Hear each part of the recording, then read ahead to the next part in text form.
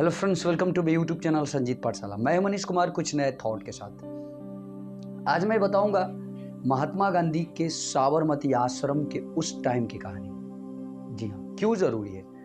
मैं मुल्क राज आनंद के द्वारा लिखित एक छोटा सा एकांकी पढ़ रहा था, यानी वन एक्ट प्ले पढ़ रहा था, तो मुझे ऐसा एहसास हुआ कि आपको बताना चाहिए। खास तौर से इसमें मुल्क राज आनंद साबरमती आश्रम के उस टाइम की कहानी ही दर्शाए हैं। महात्मा गांधी और महात्मा गांधी से रिलेटेड कुछ बातें, साबरमती आश्रम में क्या चलते थे उस टाइम में, उस चीज को इस त्रिभुज में दर्शाए हैं, दिखाए हैं। तो मुझे ऐसा लगा कि हमें इसे जानना चाहिए, जानकर अप्लाई करना चाहिए, क्योंकि इन चीजों को अगर हम जीवन में नहीं अप्लाई करेंगे तो हम अपने लक्ष्य को हासिल नहीं कर सकते हैं। क्या थी ये? तो चलिए शुरू करता हूँ। सबसे पहले मैं आपको बता दूं कि मुल्क राज आनंद भारत के एक सुप्रसिद्ध नाटककार और साथ ही साथ आर्ट क्रिटिक भी थे। इन्होंने अपने जीवन काल में बहुत से नाटक भी लिखे और साथ ही साथ नोवेलिस्ट भी थे। बहुत कभी नाटक लिखे, लेकिन नॉवेल्स बहुत अधिक लिखे। अब आपको ये भी बता दूं, इनके द्वारा लिखित एक सुप्रसिद्ध किताब वो थी कूली, जिस पर एक फिल्म भी बनी थी अमिताभ के द्वारा। उसमें अमिताभ लीड रोल किए थे। तो आप इन सारी चीज़ों को जानकर के बहुत कुछ सीखेंगे। क्या थे उस जमाने में साबरमती आश्रम की वो रूल्स रेगुलेशंस, आप ध्यान से सुनिए। यहाँ मुल्क राज आनंद लिखते हैं कि उस टाइम में अगर कोई साबरमती आश्रम में आकर के रहना चाहता, खास तौर से भारत की आज़ादी में वो भी भाग लेना चाहता, तो आकर के उसे कौन कौन से रूल्स रेगुलेशन फॉलो करना पड़ते थे,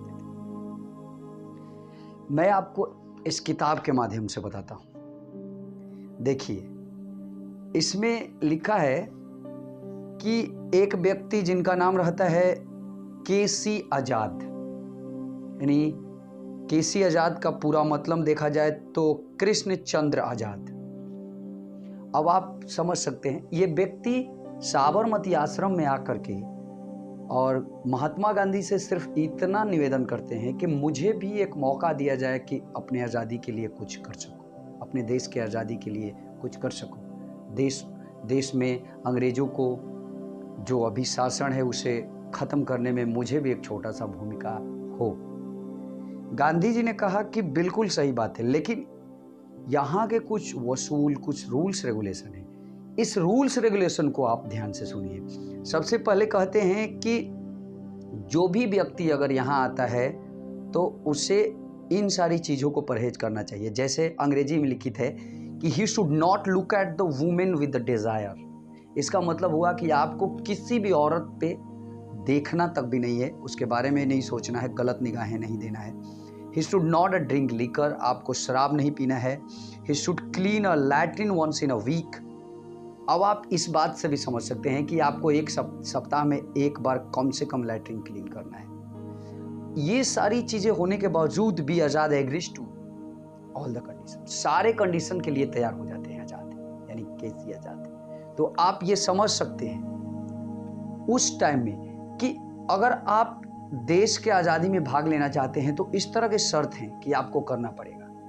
तब तो आप इससे आप बहुत कुछ सीख सकते हैं कि आज के दौर में अगर आप मेहनत करते हैं, आपको ऐसा लगता है कि ये तो बहुत अधिक मेहनत है, तो आप ये मत भूलिए कि आप अपने काम के लिए मेहनत करते हैं और फिर भी आपको ऐसा लगता है कि बहुत ज़्यादा है, तो फिर तो गलत है।